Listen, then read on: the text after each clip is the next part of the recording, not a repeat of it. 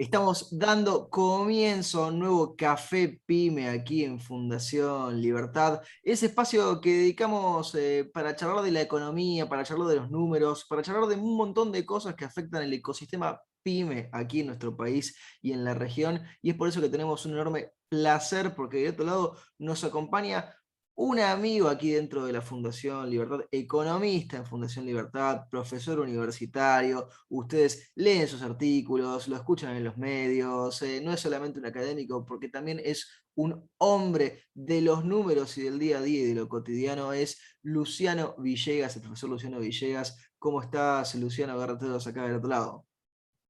Hola, ¿qué tal? ¿Cómo te va? Bueno, gracias por la invitación, Carol. Muy amable de tu parte.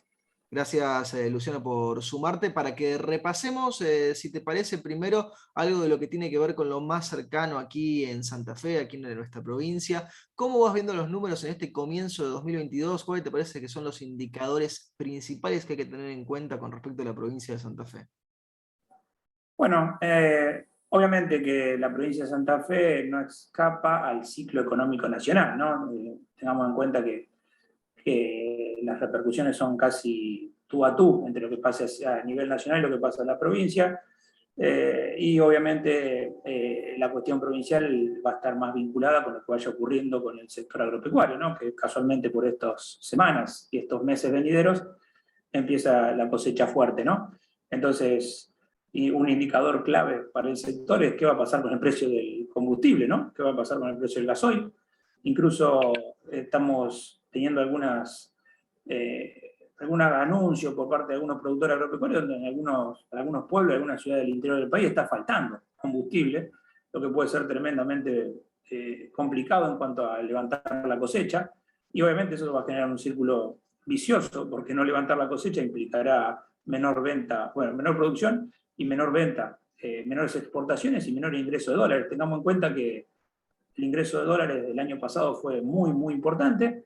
Obviamente eso no se terminó reflejando en un aumento de reservas del Banco Central, pero eso ya es por política monetaria del Banco Central, pero el ingreso de divisas fue récord el año pasado y eso no impactó básicamente en aumento de reservas, porque obviamente al tener un tipo de cambio controlado y obviamente muy por debajo del precio de mercado, el Banco Central por venta a través de venta de títulos públicos y demás operaciones siempre fue perdiendo esa reserva, ¿no? Pero eso no quita que es clave lo que vaya sucediendo con el agro en función de cómo mantener, por lo menos artificialmente bajo ese tipo de cambio, en función de los dólares que se van perdiendo, lo que el sector exportador agroganadero le permite a la Argentina. Entonces, en ese sentido, es clave lo que sucede en Santa Fe, en la región pampeana, y en Santa Fe, por supuesto. Y bueno, esas consideraciones en cuanto a la falta de combustible, el aumento del precio del combustible, son relevantes. Esto por el lado de la provincia de Santa Fe, ¿no? Y el ciclo económico. Después he Sí. seguido unos índices de desempleo que han mostrado alguna mejoría, tanto a nivel nacional como a nivel provincial. Tengamos en cuenta que Rosario particularmente es un aglomerado que siempre tiene altas tasas de desempleo, siempre junto con Córdoba y Mar del Plata parecen disputarse el podio, algunos meses o algunos trimestres es uno, algunos trimestres otro, pero siempre Rosario, Mar del Plata y Córdoba son los aglomerados del país que tienen mayor tasa de desempleo. Eso ha mostrado alguna mejoría. Sin embargo, también hay que tener en cuenta que Argentina particularmente es un país con muy baja tasa de actividad, muy baja participación en el mercado laboral. Tiene un problema muy grave Argentina de desempleo, que más allá del dato puntual, es que su estructura de empleo, de cada 10 personas que están en condiciones de trabajar, o sea, en edad de trabajar, 18 a 65 años, solamente 6 lo hacen. Y la tasa de actividad de la República Argentina en general es muy baja, o sea, la población económicamente activa, las fuerzas, los brazos que producen, estén empleados o no, sobre el total de la población, en Argentina es muy bajo, comparado incluso con países latinoamericanos, me refiero. O sea, en la Argentina en su momento de esplendor puede llegar a tener un 47% de tasa de actividad. Durante la pandemia llegó al 37%, muy baja. Tener en cuenta que hay países en Latinoamérica que llegan a más del 60%. La Argentina tiene muy baja tasa de actividad y además muy baja cantidad de trabajadores en edad de trabajar, que trabajen. Entonces, eso creo que va más allá de algún dato trimestral o coyuntural. Me parece que eso es importante remarcarlo. Más allá de lo que pasa con el ciclo económico, más allá de lo que pasa con algún dato particular de algún trimestre, El problema de Argentina es estructural en cuanto al empleo, ¿no? Bueno, esos son creo que los datos más relevantes a tener en cuenta de la provincia de Santa Fe y a nivel nacional, ¿no? Marcabas ahí, Luciano, claramente desde el comienzo un paralelo de que es imposible pensar a Santa Fe y a su lógica desconectada de la lógica nacional, y lo cerrabas ahí el comentario con los problemas estructurales que tiene la Argentina. ¿Hay algún dato que te genere algún tipo de aliciente u optimismo de Santa Fe, o se lo lleva la marea de lo nacional todo lo poco o mucho bueno que pueda haber en la provincia y en la región? No, a ver, puede ser un aliciente en la cuestión de Santa Fe, si uno lo piensa comparativamente a nivel nacional, es que su estructura institucional, el hecho de no tener reelecciones, hace que las cuentas fiscales siempre estén relativamente ordenadas en la provincia de Santa Fe en comparación con el resto de las provincias, ¿no? Difícilmente un gobierno al no ser reelegido tenga déficit fiscales, porque siempre el gobierno posterior recibe cuentas relativamente ordenadas en la provincia de Santa Fe. Yo creo que ese es un dato aliciente, y creo que tiene un alto correlato con esa institucionalidad de que no haya reelecciones. Por eso también es muy importante que en provincia de Santa Fe no rompamos esa tradición de las reelecciones, sobre todo en ese sentido. Después sí, cuando uno va a los microdatos comparativos con el resto de la provincia, sí hay datos alentables de Santa Fe. Santa Fe no es una de las provincias que más depende de la coparticipación federal a nivel nacional. Santa Fe es una de las provincias que está en el top 3 o 4 de más pymes por habitantes. Santa Fe, o sea, en ese sentido sí, obviamente, después de Capital Federal, Gran Buenos Aires, y después aparece Córdoba, Mendoza, y siempre Santa Fe está ahí en el tercer, cuarto lugar, depende del dato que miremos, pero siempre es una de las provincias con mayor nivel de emprendedurismo, mayor nivel de empresarialidad, mayor cantidad de puestos de trabajo generados por el sector privado. Bueno, en esos datos sí, es relevante, o siempre Santa Fe está por encima del promedio. Puestos de trabajo que se generan en el sector privado, exportaciones, o sea, esos datos sí la ponen a Santa Fe, depende de qué rubro, entre las tres primeras o cuatro, teniendo en cuenta Córdoba, Capital Federal y Gran Buenos Aires, ¿no? Rescatabas antes también otro dato que viene preocupando desde hace varios años, Luciano, y que tiene que ver con la tasa de desempleo que oscila, decías vos, se reparte entre tres aglomerados a lo largo del país. Rosario, Córdoba, Mar del Plata son los que terminan teniendo siempre el triste récord de arman ese podio. ¿Se ha estudiado o se está estudiando por qué son justamente estos tres lugares y no otros en específico? ¿O es una cuestión que todavía sigue preocupando y generando que la imaginación funcione para tratar de descifrarlo? A mi criterio, por los trabajos que se han presentado, creo que tiene dos características, dos causas fundamentales. Una, que particularmente fueron tres regiones que han estado vinculadas mucho con la industria, o sea, el gran cordón industrial que iba de Villa Constitución hasta Puerto San Martín. Algo similar pasó en Mar del Plata y algo similar pasó en Córdoba. Entonces, la transformación de la estructura productiva de una economía, tengámoslo en cuenta que las economías en general, y obviamente las provincias en particular, a medida que se van desarrollando, van vinculando cada vez más su producción a los servicios en detrimento del sector manufacturero. O sea, la imagen de la industria o la empresa que larga humo es una imagen del pasado, ¿no? Es una imagen de otras décadas, incluso de otros siglos. Y es en esa reconversión, Argentina en particular está un poco atrasado. Países desarrollados, de su total del PBI, casi el 80% de los generan los servicios. Claro. Argentina está recién en el 60%, ¿no?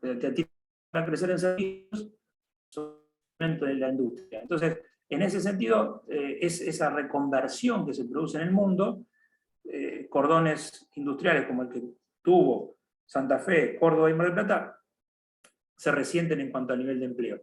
Esa es una, a mi criterio, característica fundamental de por qué explicar la alta tasa de desempleo en esos aglomerados. Y el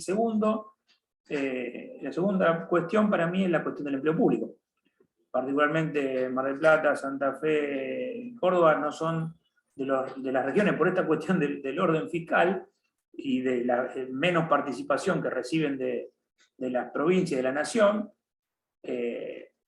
Son las provincias que menos empleo público generan relativamente, no quiere decir que no generen empleo público, pero relativamente generan menos, entonces la tasa de desempleo no se puede disminuir vía empleo público. O sea, uno piensa en Chaco y piensa en el 2% de desempleo, no lo piensa casualmente porque es una provincia industrial de servicio industrial donde florezca el emprendedor, florezca el sector privado, y nos encontremos con una generación de privado increíble. No, la tasa de desempleo viene baja por otra explicación, que es la persistencia de la generación de empleo público, en función de esta cuestión que también es muy importante mencionar a mi criterio y que hay que hacer mucho foco, que es la falta de competencia fiscal entre las provincias. Claro. Cuando vos tenés provincias como Formosa, Chaco, La Rioja, Catamarca, en donde el 90, 93, 91, depende de la provincia que analicemos, dependen de ingresos fiscales de la coparticipación nacional, ¿qué problema hay generar empleo público? Si total ni siquiera sus propios contribuyentes lo pagan. Y además, con el incentivo perverso de que me estoy generando votantes que me van a permitir mantenerme en el poder, bancado por el resto del país. O sea, para los gobernadores de esa provincia es un win-win, como diría Cristina, ¿no? Es una cuestión de ganar, porque no garpo y de paso me llevo los beneficios de votantes cautivos. Diferente a la situación de otra provincia. Sí, hace poco, Luciano, publicaste en Infobae un artículo con una imagen y una metáfora muy clara ahí con el truco, con tu tío Omar, con cómo juega, miente, miente, que nada quedará, además haciendo una literación de la clásica frase goebbeliana. ¿Qué pasa con la economía a nivel nacional y con las mentiras de la política? Bueno, pasa que vamos a tener 2 años donde ningún programa económico, ningún programa monetario, ningún programa fiscal va a tener éxito. Incluso no lo van a presentar, ni siquiera porque un Banco Central que ya transcurrió más de la mitad de su ejercicio sin ningún plan, sin ningún programa, sin ninguna meta, ¿por qué lo haría en el final, en el segundo tiempo, por decirlo de alguna manera? No tiene ningún sentido y no va a pasar. Y lo mismo pasa para el Ministerio de Economía. Nadie conoció el plan económico de Guzmán y nadie lo va a conocer, porque ya no existe. Ya no tiene, incluso ni siquiera tiene sentido porque las expectativas de credibilidad son nulas. Lo más curioso de todo este punto es que Alberto Fernández el 11 de agosto del 2019 sabía que ganaba, ¿no? Ya sabía que ganaba. Y si uno hace el repaso, el último ministro que nombró fue el de Economía. No sé si recordás, Garrett, que lo nombró, se confirmó el 9 de diciembre. Sí, que hacen después una reunión donde se juntan todos, supuestamente los que iban a ser ministros, se sacan la foto y demás. Claro, el primer ministro que a mi criterio tenía que haber confirmado tenía que haber sido el de Economía para que el 12 de agosto ya estuviera trabajando el plan económico. ¿No es cierto? Porque matemáticamente incluso era imposible que él no sea presidente desde el 11 de agosto, ¿no? Sí, y el 12 de agosto Martín Guzmán todavía estaba en Colombia, en Nueva York, probablemente sin saber cuál era el destino que le deparaban los próximos años. No, por supuesto, coincido que seguramente se habrá enterado el 8 de diciembre Martín Guzmán que iba a ser ministro de Economía, o el 7 de diciembre. O sea, ese fue el nivel de relevancia que Alberto Fernández le otorgó al principal problema que tenía Argentina, que era el problema económico.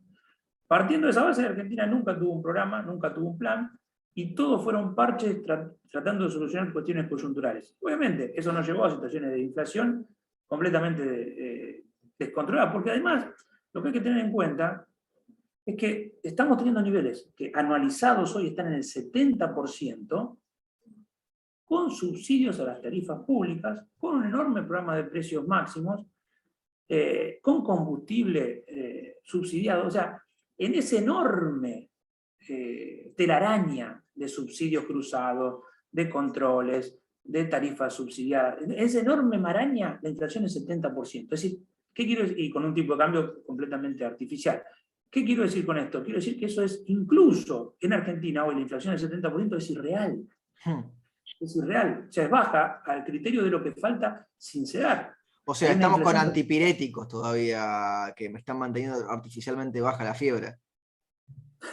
Claro, exactamente, porque si vos liberás todas esas tarifas, si vos liberás el precio del tipo de cambio, si vos liberás el precio del día, está la inflación argentina.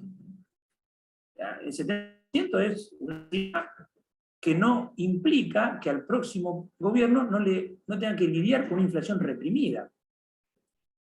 Y volviendo al punto, para tratar de responder tu pregunta. Sí, porque Alberto, decías, juega el truco, miente en cada jugada, ¿no? ¿Hace cuánto que viene mintiendo?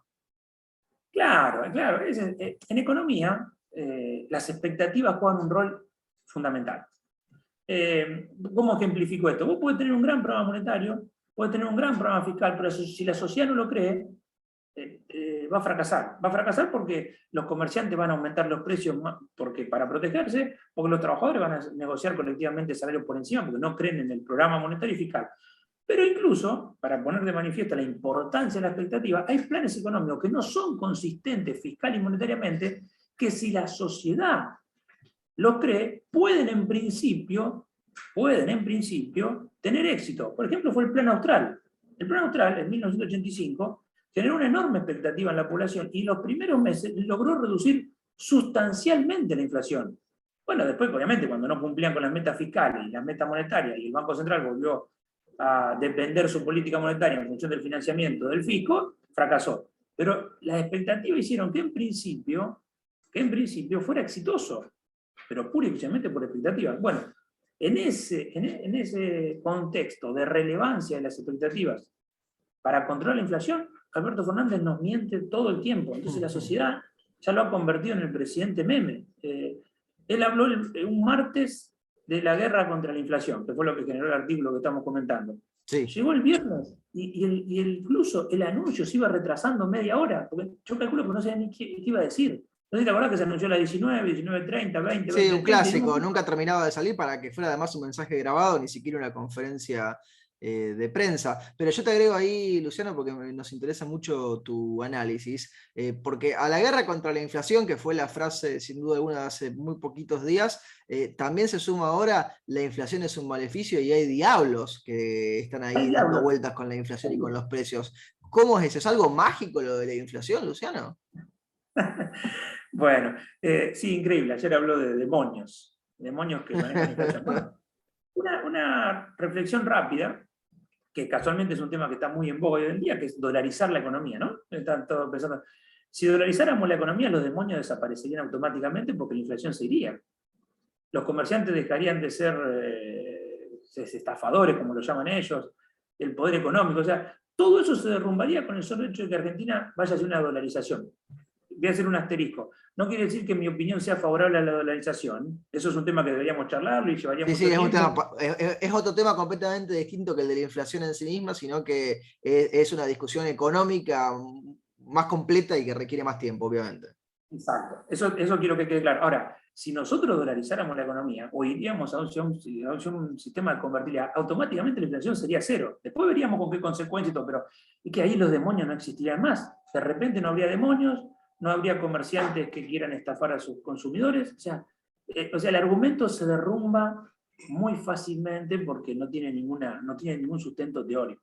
Durante la década del 90 no hubo inflación y los comerciantes y las empresas y los mercados de alimentos se dividían más o menos como se dividen hoy en día en cuanto a la participación de mercado de cada una de las empresas. O sea, cuando escucho que hay un poder económico que hace que la inflación suba, durante los 90 no hubo inflación y créeme, Garrett, que la estructura de todos los mercados, fundamentalmente en alimentos, era igual o más concentrada que hoy.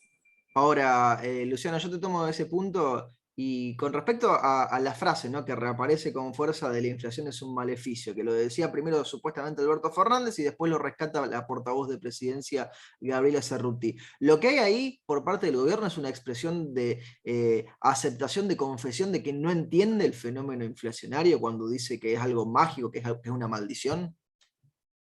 Qué buen punto, qué buen punto. O que no quiere asumir la culpa, ¿no? Es algo externo, es un maleficio. No lo puedo solucionar porque es un maleficio. Entonces también puede ser, no entiendo el fenómeno y además que no lo entiendo, no sé cómo solucionarlo porque no me compete a mí la solución, porque es un maleficio. Una bruja, un diablo, un demonio.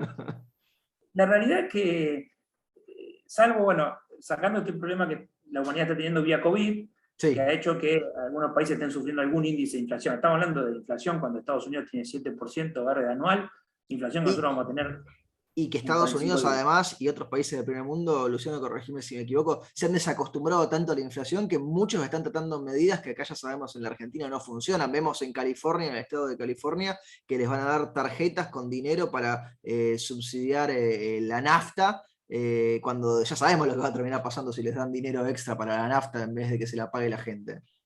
Exacto. Eso es verdad. O sea, hace tantos años que no tienen inflación importante, volver al punto para que sea relevante la cuestión, 7% de inflación anual en Estados Unidos es lo que Argentina va a tener hasta el 1 de marzo al a mediados de abril. O sea, ten en cuenta que los números hoy en marzo están volando y ya están más cerca del 5,5 que del anterior. O sea, marzo va a ser una inflación muy alta, más alta que febrero. Y los países, como bien vos decís, desacostumbrados a esa situación inflacionaria, están tomando medidas que nosotros ya conocemos y que van a fracasar, pero en general, la humanidad no tiene problemas de inflación de hace mucho tiempo a esta parte. O sea, el problema de inflación es un problema de 5 países. Bueno, no sé, Venezuela, que ahora tiene menos inflación en febrero que Argentina, En la ¿no? mensual por lo menos sí. La mensual de febrero fue inferior en Venezuela que en Argentina. Pero más allá de eso, y algunos países africanos, la inflación en general no es un problema de la humanidad. Entonces, como la humanidad o el maleficio o el demonio solamente está castigando a Venezuela y Argentina y algún país africano, ¿por qué se ensañó con nosotros? A mí siempre me gusta remarcar y recalcar que Argentina no es una excepcionalidad. Siempre esa famosa frase del economista Simón Kuznets que decía, bueno, existen los países desarrollados, subdesarrollados, Japón y Argentina, porque no se podía explicar por qué ante tantos recursos naturales Argentina no podía crecer, ¿no? Era una explicación de crecimiento económico. Ahora, la realidad es que Argentina no es ninguna excepcionalidad.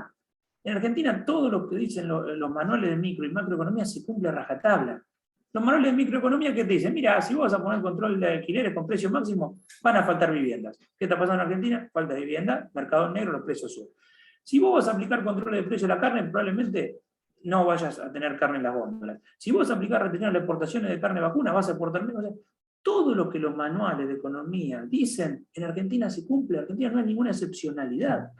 No hay ninguna excepcionalidad desde el punto de vista económico. No es que no se pueda explicar. Si vos financiás el déficit fiscal en los últimos 76 años, de los últimos 80, con emisión monetaria o con endeudamiento, el tipo de cambio se va a atrasar y vos en algún momento vas a tener que devaluar. Eso, nada que los manuales no hayan previsto le está sucediendo a la Argentina. Eso me parece interesante remarcar, porque nos queda la noción de que Argentina es un caso excepcional, de que hay demonios, de que hay un maleficio, de brujerías. No hay nada de eso. Hay solamente economía teórica funcionando normalmente. Hablando de esa no excepcionalidad, Luciano, y aprovechando que te tenemos, te hacemos una última pregunta y la atamos con algo que también analizaste hace muy poco tiempo en un artículo que publicaste en el diario La Capital, aquí en la ciudad de Rosario, y que tiene que ver con el conflicto que todavía sigue vigente, que no sabemos cuándo terminará, entre Rusia y Ucrania. Va a ser una oportunidad perdida desde ya, así como muchos economistas dicen que la guerra contra la inflación empezó perdida o ya está perdida. La oportunidad acá también de insertarse de nuevo en los mercados internacionales en virtud de un hecho tan luctuoso y preocupante como la guerra también se va a perder para la Argentina. Luciano, ¿cómo lo ves eso? Sí. En ese artículo lo que pongo en consideración es la cuestión de otra oportunidad perdida. O sea, los maleficios en realidad son al revés de lo que nosotros creemos. Las cartas están jugándose a favor de Argentina. Fíjate que falta maíz, falta trigo, los commodities vuelan por el aire y Argentina lo encuentra con controles de exportaciones, lo encuentra con importación de energía, cuando Argentina tendría que ser un país exportador de gas. Y el mundo está reclamando gas, y el precio del gas sube, Argentina importa gas. O sea, tremendamente llamativo. Lo mismo pasa con el combustible, o sea, no hay maleficio, es más, podríamos decir que las cartas se juegan a favor de Argentina, con los commodities volando de precio, y sin embargo, vamos a desperdiciar una nueva oportunidad. Entonces, no hay tal cosa como un maleficio. Incluso hasta podríamos tener la reflexión inversa. A Argentina siempre el destino le juega alguna favor. Y bueno, hoy están volando los precios de los commodities y Argentina no lo va a aprovechar.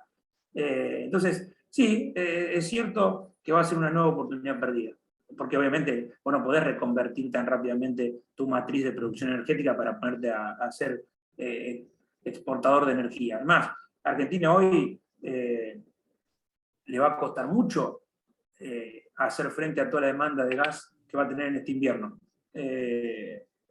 Seguramente en Argentina este invierno va a faltar gas, porque no vamos a tener los dólares para comprar la cantidad de barcos regasificadores que hagan falta, porque el precio va a ser más alto, porque este conflicto, o sea, ya de por sí, sin el conflicto o la invasión de Rusia a Ucrania, la Argentina tenía que importar mucho gas, muchos barcos, y no estaban contemplados. Sí, haya escrito una carta, ¿no? El secretario de Energía, manifestando esta cuestión de lo errático de la política energética, o sea, un propio funcionario diciendo, miren, no hay plata para traer barcos regasificadores, y ahora se suma el conflicto y se suma el aumento de precios, o sea que va a ser incluso aún peor la situación de este invierno en cuanto al gas. Y además, el poco gas que se puede importar seguramente va a ir a la industria para que pueda producir, ya que los hogares, abrigate de este invierno o comprate una sábana bien importante porque va a estar bastante difícil el tema del gas este año en Argentina, en el mundo y en Argentina en particular.